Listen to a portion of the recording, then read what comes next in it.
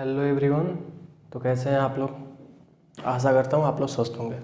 तो चलिए आज हम लोग क्लास स्टार्ट करते हैं अपनी। और आज हम लोग पढ़ने वाले हैं जैसे हम लोग पढ़ रहे हैं कि मराठा साम्राज्य पे कैसे अंग्रेज़ों ने अपना हस्तक्षेप स्थापित किया। उसके बाद उन्होंने उसके पहले मैसूर पे भी अपना हस्तक्षेप स्थापित कर लिया था। उसके पहले हम लोग देखे थे कि बंगाल पे भी कैसे अंग्रेज़ों ने अपना अधिकार स्थापित कर लिया था।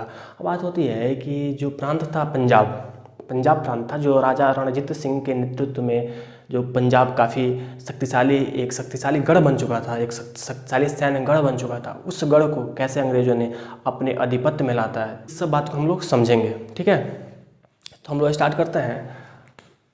पंजाब।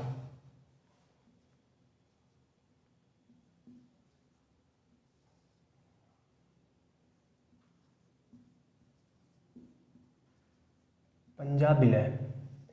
देखिए, देखना है कि पंजाब जो प्रांत था, पंजाबों पे अंग्रेज़ों का आधिपत्य किस प्रकार स्थापित हुआ। ठीक है ना। तो हम देखेंगे पंजाब विलय कि पंजाब प्रांत पे अंग्रेज़ों ने कैसे हस्तक्षेप किया, किस प्रकार पंजाब को अपने साम्राज्य में विलय कर लिया। देखिए, पहले हम समझते हैं कि पंजाब है कहाँ पे। देखिए, प्रांत हो गया, जो प्रांत हो गया ना, जो यहाँ पे प्रांत है, जो इस टाइम जो पाकिस्तान का कुछ पार्ट है, पंजाब जो हमारा पंजाब है, ये सब प्रांत, जो कश्मीर था, जो कश्मीर था, सब पंजाब के प्रांत था। पंजाब काफ़ी बड़ा प्रांत था एक। ठीक है, ये पंजाब हो गया। यहाँ पे पाकिस्तान का कोई फिलहाल में जो पाकिस्तान का जो कुछ पार्ट है, पंजाब है, वो पंजाब का पार्ट था। उसके साथ साथ कश्मीर था, वही पंजाब का हिस्सा था। ठीक है, ये हो गया पंजाब।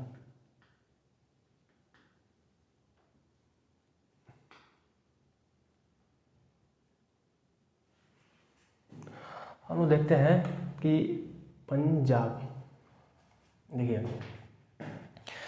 अब बात देखिए, पंजाब आरंभ में पंजाब 12 मिसलियों में विभाजित था। मिसलियों से तात्पर्य होता है कि जैसे एक अलग अलग सरदारों ने, पंजाब में अलग अलग सरदारों ने अपना हस्तक्षेप स्थापित करके अपना अधिकार किए हुए थे पंजाब प्रांत पे। पंजाब 12 मिसलों में विभाजित था।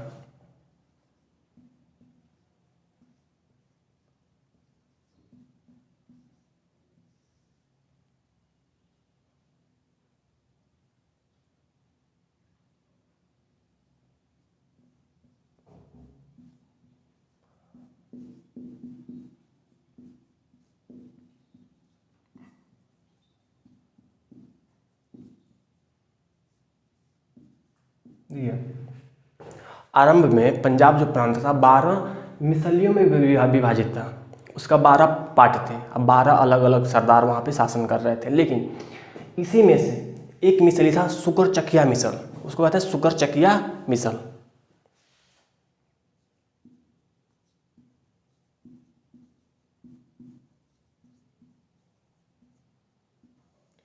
सुकरचकिया मिसल से राजा रणजीत सिंह संबंधित है।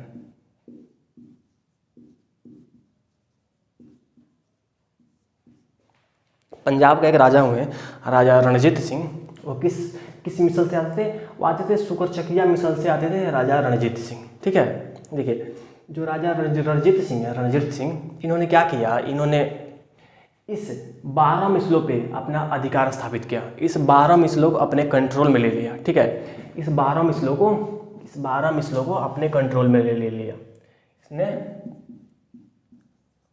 12 मिसलों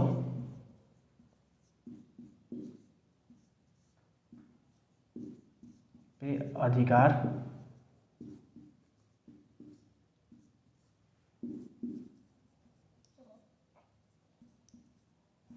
स्थापित कर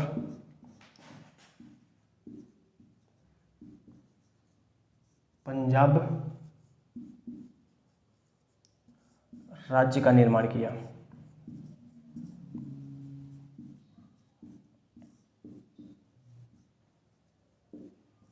देखिए, जो थे राजा रणजीत सिंह, इस सुकरचकिया मिसल से आते थे, और इन्होंने क्या किया, 12 मिसलों पे एक सुकुचकिया मिसल और 11 अन्य मिसलें थे। उन सभी प्रांतों पे, उन सभी पे अपना अधिकार स्थापित करके और इन्होंने एक पंजाब प्रांत की स्थापना की, एक पंजाब राज्य की स्थापना की, एक सुदृढ़ राज्य जो इनके कंट्रोल में चलता था, राजा रणजीत सिंह के कंट्रोल में। बात होती है इन्होंने क्या किया, इन्होंने आरंभ में इन्होंने जैसे पता है कि अंग्रेज़ों की नीतियाँ भारत में देखी जा रही थी कि अंग्रेज़ों ने कैसे बंगाल, मैसूर, मराठा पर अपना हस्तक्षेप करके आधिपत्य स्थापित कर लिया था। इसी के मद्देनज़र इन्होंने क्या किया, रणजीत सिंह ने सबसे पहले अपने सैन्य बल को सुदृढ़ीकरण करने पर काफ़ी प्रयास किए। इन्होंने क्या की, अपनी सेना को यूरोपीय पद्धति से प्रशिक्षित की, अपनी सेना को यूरोपीय पद्धति से प्रशिक्षित की। इस प्रकार अपनी सेना को पंजाब में खड़ा किया, एक सेना का समूह खड़ा किया कि एशिया का, कहा जाता है कि एशिया का दूसरी सबसे बड़ी सैन्य शक्ति किसकी थी, तो राजा रणजीत सिंह की शक्ति थी, जो पंजाब प्रांत में थे। एशिया का दूसरी सबसे बड़ा शक्ति कौन था, तो राजा रणजीत सिंह की सैन्य शक्ति थी। और यह बात अंग्रेज़ों को पता थी कि राजा रणजीत सिंह से युद्ध लड़ना अभी सही नहीं है, उनके राज्य पे आक्रमण करके उनके राज्य को अपने राज्य में मिलाना अभी पॉसिबल नहीं है। क्यों? इन्होंने जो अपनी सेना रखे थे, सेना में हर जाति हर धर्म के लोगों को शामिल किए थे। अपनी सेना में हर जाति हर धर्म के लोगों को शामिल किए। इनका मानना था कि सेना में हर जाति हर धर्म के लोग के रहने पे विवाद नहीं होता है, किसी प्रकार का विवाद नहीं होता है, ठीक है। तो अंग्रेज इन सब बातों को समझते थे कि रणजीत सिंह जब तक हैं पंजाब प्रांत में, राजा रणजीत सिंह जब तक हैं तब तक उन पर अधिकार करना संभव नहीं है, ठीक है। बात होती है उन्होंने अपने राज्य को काफ़ी एक सुदृढ़ राज्य बनाने के लिए, अपने राज्य को एक आर्थिक रूप से सुदृढ़ राज्य बनाने के लिए उन्होंने 33% से 40% कर लगा रखे थे। 35 से 40% कर था वो राजस्व कर इनके साम्राज्य में लागू होता। इसी राजस्व कर से इनको आय मिलती थी। इसी आय के बदौलत इन्होंने एक सैन्य समूह खड़ा किया हुआ था, जो सैन्य समूह एशिया का सबसे दूसरी बड़ी उस समय एशिया का सबसे दूसरी बड़ी ताकतवर सैन्य समूह माना जाता था, सैन्य टुकड़ा माना जाता था, ठीक है। देखिए 33 से 40% इन्होंने कर लगाया और इस कर के बदौलत इन्होंने अपनी आर्थिक स्थिति भी सुदृढ़ की और आर्थिक स्थिति भी सही करके रखी। बात होती है कि 1809 ईस्वी में अंग्रेजों ने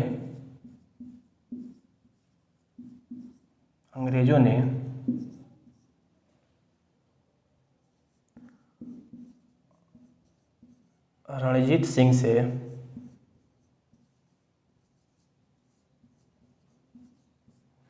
मित्रतापूर्ण संधि की।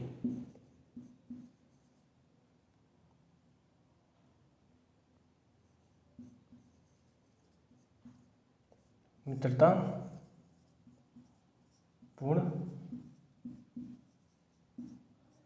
संधि की। देखिए अंग्रेजों को पता था कि अभी इस प्रांत पे हमला करना मेरी बस की बात नहीं है। अभी इस प्रांत पे किसी प्रकार के कूटनीतिक लागू नहीं हो रहे थे, क्योंकि एक शक्तिशाली राजा के रहते हुए उस प्रांत पे किसी प्रकार का कूटनीतिक लागू नहीं हो सकता, ठीक है।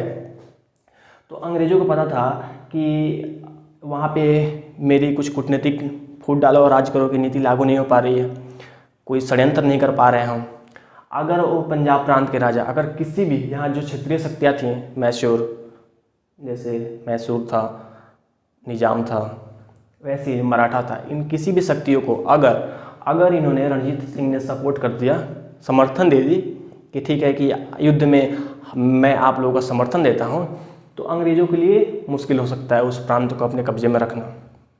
इन्होंने क्या कि 1809 ईस्वी में अंग्रेजों ने कहा कि रणजीत सिंह के साथ एक मैत्रीपूर्ण संधि की। कहा कि आपका राज्य और मेरा साम्राज्य, हम लोग मित्र हैं, हम लोग में किसी प्रकार का विवाद नहीं रहेगा। मैं अपने सीमा का संरक्षण करूंगा और आपके सीमा में घुसने का प्रयत्न नहीं करूंगा। आपका जो पंजाब प्रांत है, इस पंजाब प्रांत में मैं घुसने का प्रयत्न नहीं करूंगा, ठीक है। बात होती है, ये संधि होती है। इस संधि के बाद रणजीत सिंह ने अंग्रेजों के कार्य में हस्तक्षेप नहीं की, बिल्कुल नहीं की। उन्होंने अपने साम्राज्य में शासन स्थापित रखा। उन्होंने अपने साम्राज्य जो 12 मिसले थे, इस 12 मिसलों को जब एक कंट्रोल किया तो इन्होंने इसमें 4 प्रांत बनाए। पंजाब राज्य में 4 प्रांत बनाए और 4 प्रांत में प्रशासन को बांट के शासन करते थे राजा रणजीत सिंह। तो देखिए,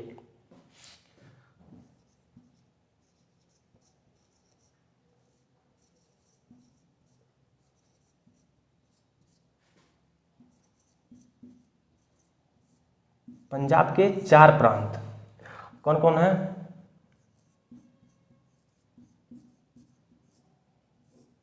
लाहौर,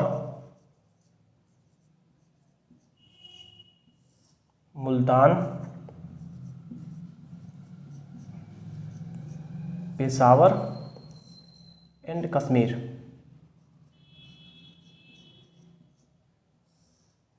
देखिए, पंजाब में 4 प्रांत, इस चारों प्रांत को पंजाब में राजा रणजीत सिंह ने क्या किया, इस पंजाब में जो प्रशासन को 4 भागों में बांटे थे, लाहौर, मुल्तान, पेशावर और कश्मीर, 4 भाग में बांटकर ये शासन करते थे। और हर जगह राजा रणजीत सिंह का गवर्नर यहाँ भी था, राजा रणजीत सिंह का गवर्नर यहाँ भी शासन करता था। वहाँ पे इनके अंतर्गत रणजीत सिंह के अंतर्गत शासन करता था और पेशावर में भी शासन चलता रहता था, ठीक है, और कश्मीर में शासन होती रहती थी। अब बात होती है कि अंग्रेजों को मौका कब मिला। जब 1809 में संधि कर ली तो अंग्रेजों ने क्यों उनके राज्य पे हस्तक्षेप करना प्रारंभ किया और कब से की, ठीक है। तो हम लोग समझेंगे कि यह हस्तक्षेप की शुरुआत कब होती है।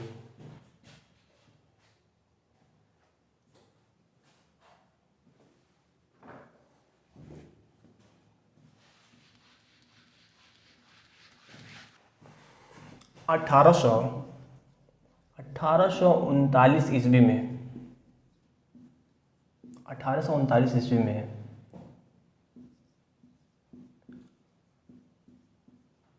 रणजीत सिंह की मृत्यु हो जाती है।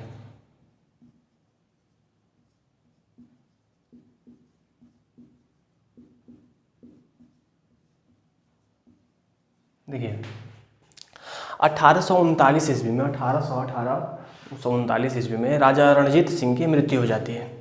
और मृत्यु होने के बाद इसके बाद जो शासन करते हैं उनमें बहुत लोग हैं। देखिए, खड़ग सिंह,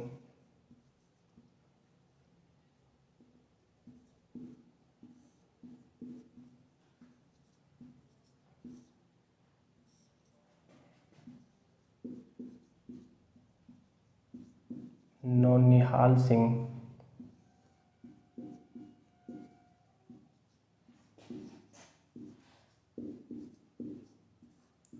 शेर सिंह। इनके बाद खड़ग सिंह गद्दी पर बैठते हैं, लेकिन इनकी भी मृत्यु हो जाती है क्योंकि अस्थायित्व नहीं हो पाता है। इनके मरने के बाद खड़ग सिंह गद्दी पर बैठते हैं, इनकी मृत्यु हो जाती है कुछ ही 1 साल के बाद। उनके बाद नौनिहाल सिंह गद्दी पर बैठते हैं, इनकी मृत्यु हो जाती है। उनके बाद शेर सिंह आते हैं, इनकी भी हत्या कर दी जाती है। मतलब लगातार षड्यंत्र की शुरुआत होती है 1839 में। राजा रणजीत सिंह के मरने के बाद पंजाब प्रांत में षड्यंत्र की शुरुआत होती है।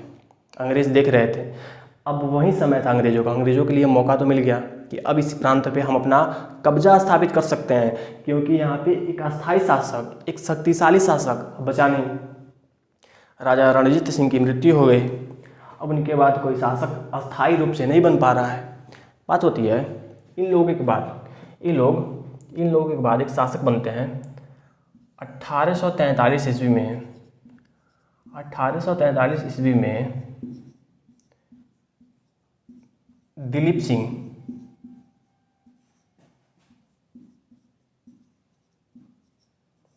सिंह को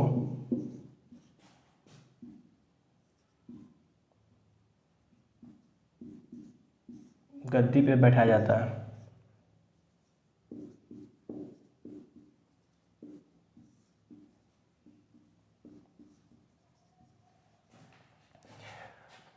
राजा रणजीत सिंह रणजीत सिंह का एक अल्पवयस्क पुत्र था जिसका नाम था दिलीप सिंह। इस दिलीप सिंह को 1843 ईस्वी में गद्दी पर बैठाया जाता है और कहा जाता है कि ठीक है ये शासन करेंगे। किसके नेतृत्व में? ये तो अभी बच्चे हैं। तो इनकी जो पत्नी थी, राजा रणजीत सिंह की पत्नी थी झिंदन, उनका नाम था झिंदन। महारानी झिंदन के नेतृत्व में ये शासन करेंगे। महारानी झिंदन के नेतृत्व में महारानी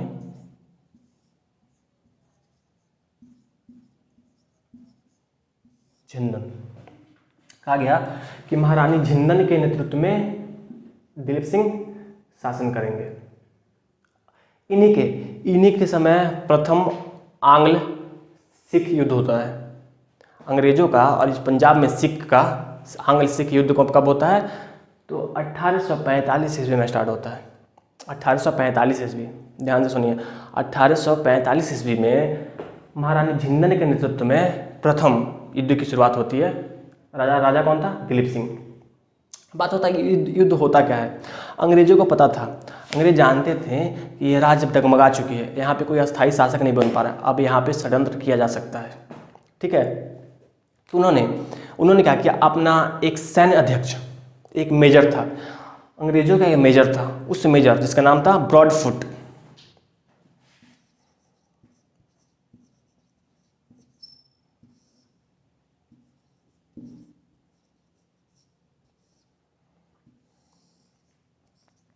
कह रहा है कि मेजर ब्रॉडफुट ने क्या किया कि जो इस सिख समुदाय का, सिख प्रांत का जो पंजाब प्रांत था, इस प्रांत का जो सैन्य अध्यक्ष था जिसका नाम था लाल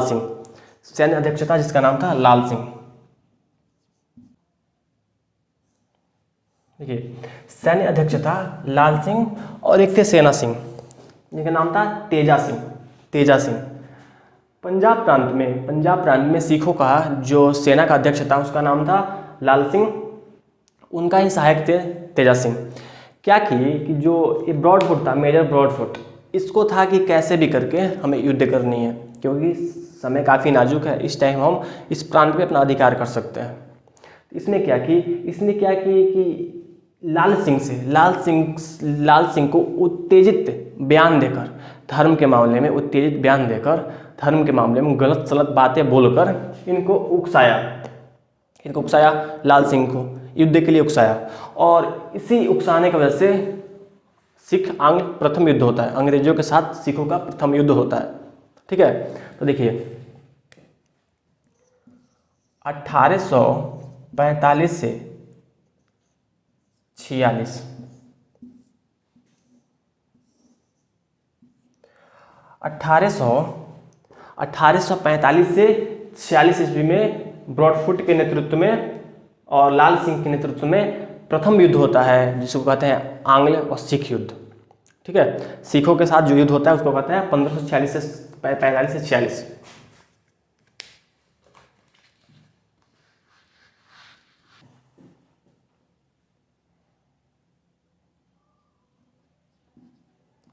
प्रथम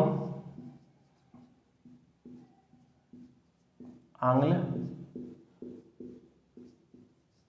सिख युद्ध।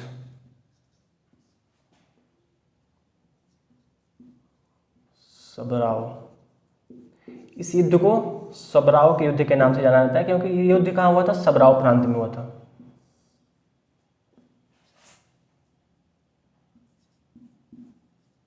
गफ, सेनापति, जो अंग्रेजों का सेनापति था उसका नाम था गफ। ये जो गफ था, प्रथम युद्ध जो होता है 1845 से 46, 1845 से 46 ईस्वी में जो सबराव में प्रथम आंग्ल सिख युद्ध होता है। ये युद्ध सेनापति गफ के नेतृत्व में, उस टाइम का जो गवर्नर जनरल था उसका नाम था Hardinge, Lord Hardinge.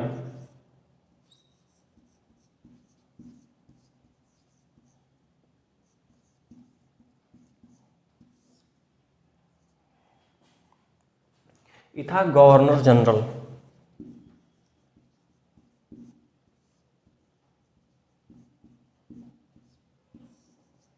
Governor general था लॉर्ड हार्डिंग युद्ध किसके नेतृत्व में होता है? गफ के नेतृत्व में होता है।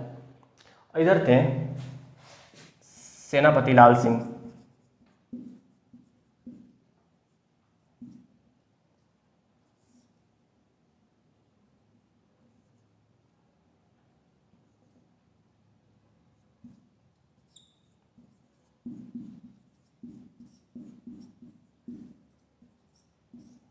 कौन थे? सेनापति लाल सिंह।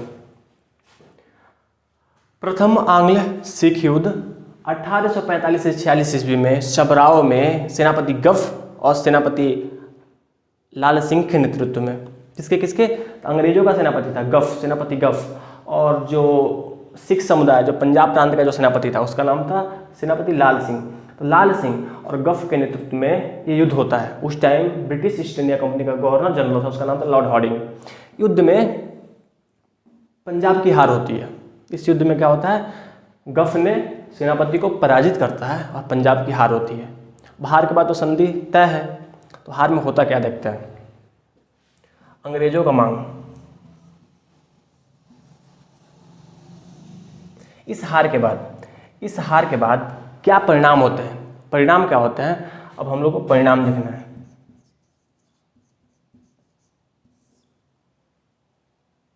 परिणाम।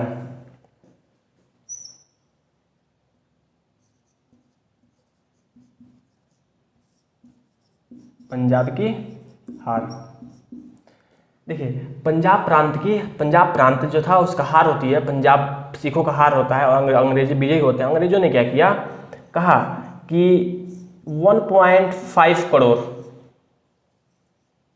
कहा कि 1.5 करोड़ पूरे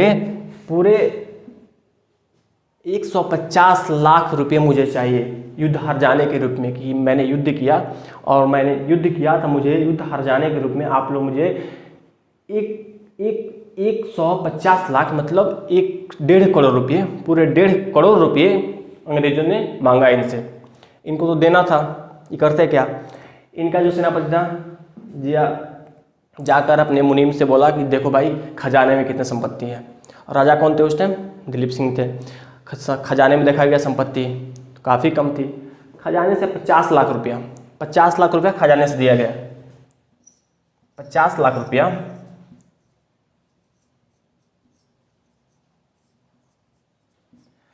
50 लाख रुपया दिया गया खजाने से, प्लस 1.5 करोड़ पूरे रुपया देने थे, पूरे 1.5 करोड़ देने थे। 50 लाख रुपया दिया गया खजाने से। उसके बाद इन लोगों के पास पैसे नहीं थे कि इसको दे पाए। इस कारण से पंजाब के कुछ प्रांत इन्होंने दे दिए। कुछ प्रांत के साथ साथ कश्मीर भी देना पड़ा इन लोगों का। जिन लोगों का जब प्रशासन का गढ़ था कश्मीर, कश्मीर को भी देना पड़ा।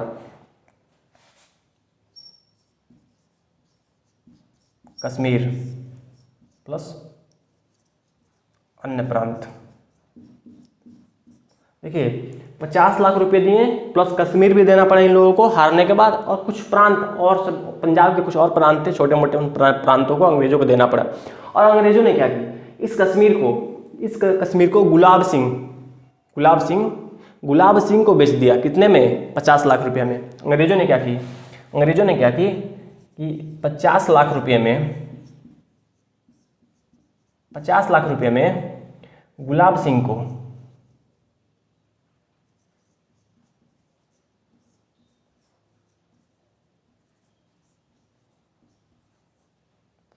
को कश्मीर बेच दी।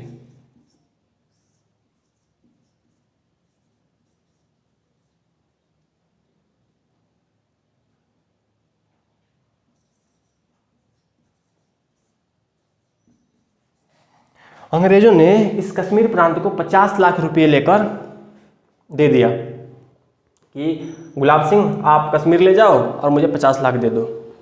कश्मीर तभी से गुलाब सिंह के हाथ में गया। ठीक है, देखिए अब बात होती है, इनका पहला शर्त था। इनके बाद एक और शर्त था। इनका कहना था कि आपका जो सैन्य शक्ति है उस सैन्य शक्ति को कम करना पड़ेगा।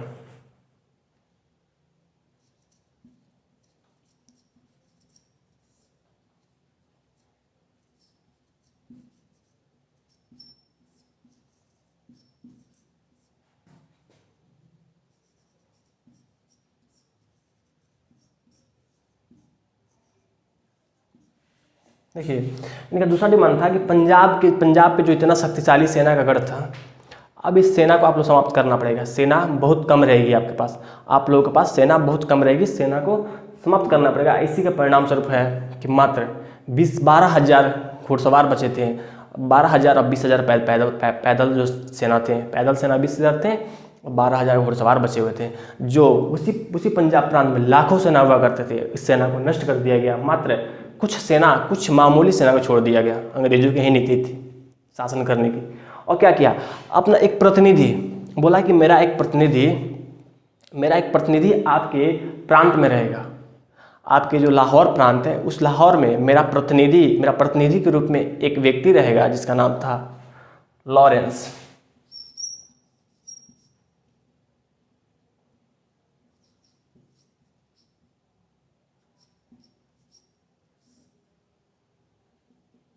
Henry Lawrence.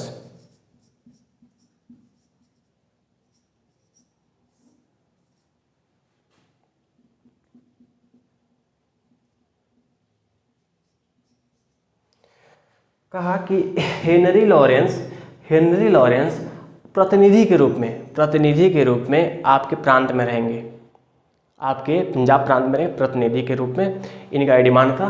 इन डिमांड के बाद युद्ध की समाप्ति हुई।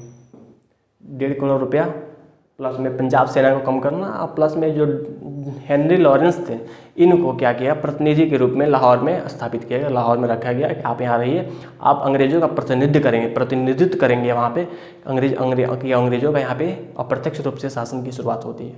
ठीक है, अब देखिए आज की क्लास में हम लोगों ने देखा कि प्रथम आंग्ल सिख युद्ध, बैकग्राउंड समझें, किस प्रकार राजा रणजीत सिंह ने कैसे अपनी शक्ति को शक्तिशाली, अपनी ताकत को काफ़ी मजबूती के साथ कायम करके रखे हुए थे, लेकिन उनके मरने के बाद ही कैसे षड्यंत्र की शुरुआत होती है। इस षड्यंत्र के परिणाम स्वरूप क्या होता है कि प्रथम आंग्ल सिख युद्ध होता है। इस युद्ध में हार होती है लाल सिंह, मतलब पंजाब प्रांत की हार होती है, अंग्रेजों की जीत होती है। अंग्रेजों की जीत के परिणाम स्वरूप उनकी संधियाँ इन करारें माननी पड़ती है। यहीं से अप्रत्यक्ष रूप से सत्ता स्थापित होता है अंग्रेजों का। अब देखेंगे अगली क्लास में इसके बाद क्या होता है। ठीक है, तो किस प्रकार अंग्रेजों ने वहाँ उस राज्य को पूर्ण रूप में अपने साम्राज्य में मिलाता है, इन सब बातों को देखेंगे नेक्स्ट क्लास में। तो आज की क्लास में इतना ही। धन्यवाद।